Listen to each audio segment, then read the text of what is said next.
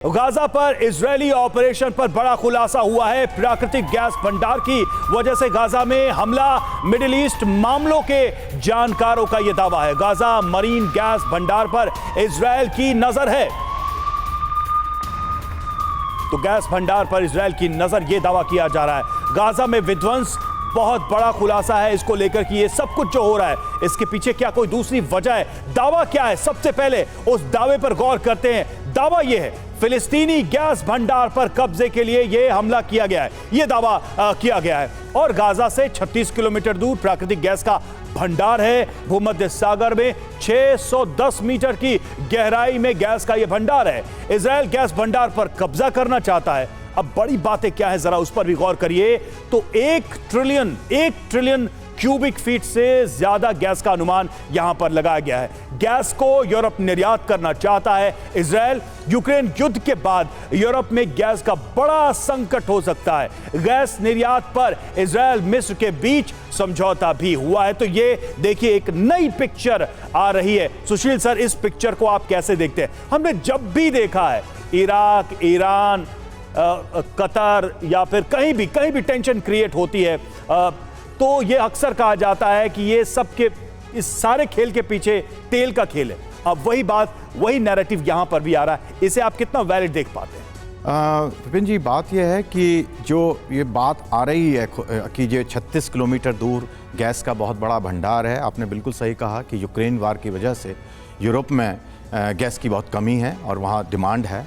Egypt और Israel के बीच में कुछ अंडरस्टैंडिंग भी हुई है।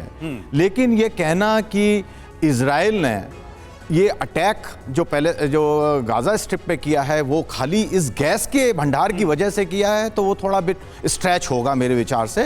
क्योंकि इसकी शुरुआत जो, अगर हम इसकी हिस्ट्री देखें, जो 7 अक्टूबर को जो हुआ इजराइल के साथ, वो हम थोड़ा भूलते जा रहे हैं क्योंकि समय 45 दिन के करीब 43 दिन बीत गए हैं, 45 दिन बीत गए हैं।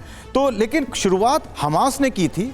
नहीं तो आप ये कह रहे हैं कि 6 अक्टूबर को यहां की दुनिया बिल्कुल अलग थी और 7 अक्टूबर को हमास ने सब कुछ बदल के रख दिया, आप ये कहना चाह रहे हैं? जी जी। तो अब ये जो बात आ रही है, ये तो पहले से मालूम था इनके पास कि गैस यहां पर इस जगह पर अवेलेबल है। तो उस पर कब्जा करने के लिए इतना बड़ा विध्वंसक कदम उठाए इजराइल और उसका यूएसए और दूसरे देश भी सपोर्ट करें, वो थोड़ा सा मुश्किल है समझना। आप ये कह रहे हैं कि सच्चाई से ये बहुत दूर दिखाई दे रहा है ये तर्क। और चलिए अब आपको टीवी 9 संवाददाता विपिन चौबे की एक रिपोर्ट दिखाते हैं जो उन्होंने तेल अवीव से भेजी है। विपिन चौबे जब रिपोर्टिंग कर रहे थे उसी दौरान सायरन बजने लगे और उन्हें एक बंकर में शरण लेनी पड़ी। देखिए रिपोर्ट। देखिए, इस वक्त हम तेल अवीव के इलाके में हैं और सायरन बज गया है। हमें कुछ बात कर बंकर में जाना होगा।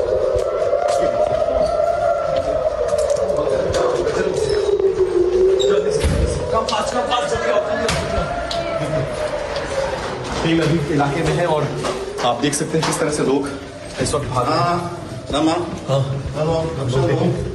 बंकर में आना पड़ा है। इसी तरह का सारा मसला, और आज भी जब हम लोग गाजा से इलाके में थे तो इसी तरह का सारा मसला था।